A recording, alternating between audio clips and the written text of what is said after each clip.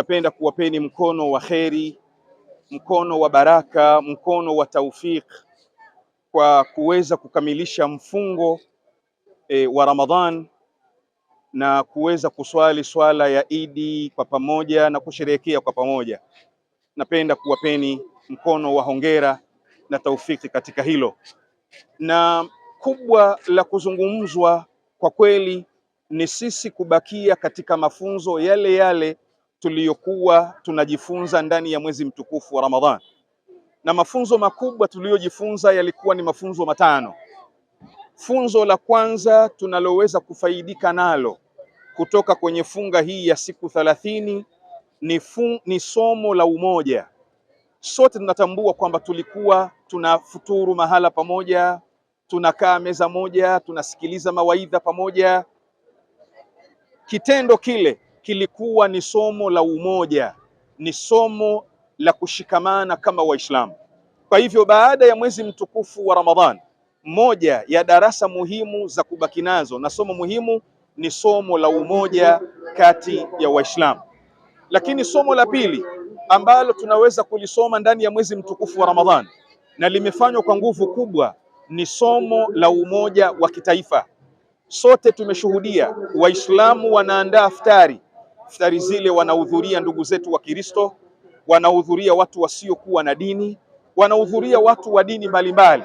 Bali kumefanyika vikao vya iftari ambavyo vimekusanya mashehe, maimamu, maustadhi, vimekusanya mashemasi, vimekusanya makasisi, maaskofu, wachungaji. Ni ishara ya umoja wetu wa kitaifa. Umoja huu katika kipindi hiki cha Idi na baada ya Ramadhani ni muhimu kuenziwa. Kama kuna jambo kubwa la kufanywa ni Watanzania baada ya kumalizika mwezi mtukufu wa Ramadhan, ni jambo zima la umoja wao wa kitaifa. Hususan ukiangalia maajabu ya Mungu kwamba mwezi mtukufu wa Ramadhan na funga ya Ramadhan imekwenda sambamba na Kwaresma kwa ndugu zetu wa Kristo. Kwa hiyo sote tulifunga kwa pamoja, ishara ya mshikamano wetu kama dini kubwa mbili hapa ndani ya ardhi ya Tanzania. Kwa hivyo kama kuna jambo la kuenziwa na kuzungumzwa na kupewa nguvu ni jambo la umoja wa dini zetu, jambo la umoja wa kitaifa. Lakini jambo la tatu, mwezi mtukufu wa Ramadhani umetufunza kuvumiliana katika masomo muhimu ya kubaki nayo baada ya mwezi mtukufu wa Ramadhan ni funzo la kuvumiliana. Watu wa dini tofauti, watu wa madhehebu tofauti, watu wa kabila tofauti, ni somo muhimu la kuliendeleza katika maisha yetu ya kawaida sisi wa Tanzania hususan. Lakini somo la nne, tumeona huruma ya kupindukia. Wama arsalnaka illa rahmatan lil alamin. Mungu anasema ndani ya Qur'an, malengo makubwa ya kutumwa mtume ni kwa ajili ya kufunza huruma na upendo na mshikamano.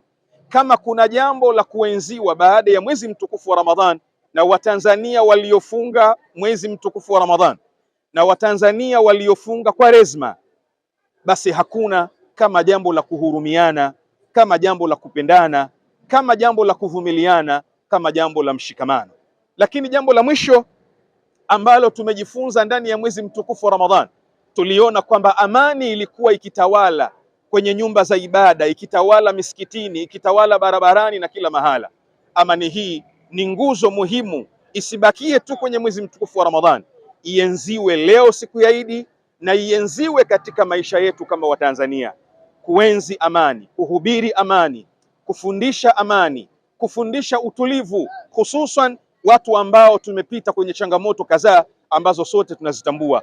Ni muhimu kuifunza amani, ni muhimu kuihubiri amani, ni muhimu kutengeneza thakafa, utamaduni wa Watanzania kuwa ni Watanzania wa amani, irudi nchi yetu kwenye sifa yake ya kisiwa cha amani, kisiwa cha upendo, kisiwa cha mshikamano. Namuomba Mwenyezi Mungu Subhanahu wa Ta'ala kwa baraka ya siku hii ya Idi, taifa letu Mungu azidi kulibakisha kuwa taifa la amani, taifa la umoja, taifa la mshikamano. Yoyote ambaye analikusudia taifa hili kuvunja amani yake, utulivu wake na mshikamano wake, Mwenyezi Mungu huyo usimkubalie na wala usimpe nafasi. Lakini huyu ambaye anaenzi amani yetu, ambaye ndio anatulea na ametufikisha hapa, Daktari Mama Samia Suluhu Hassan, Mungu ampe nguvu katika nguvu zake, Mungu ampe taufiki katika taufiki zake, azidi kumpa hikima, azidi kutuongoza kuwa Watanzania wenye umoja na mshikamano. Lakini wale wote ambao wanamsaidia daktari huyu, Mungu awape nguvu, awape taufiki, awalinde, azidi kuwapa hikima na busara. Tuendelee kuwa taifa moja la amani, mshikamano, kuvumiliana, maridhiano na maelewano. Waidukum mubaraka. Asanteni sana na mbarikiwe.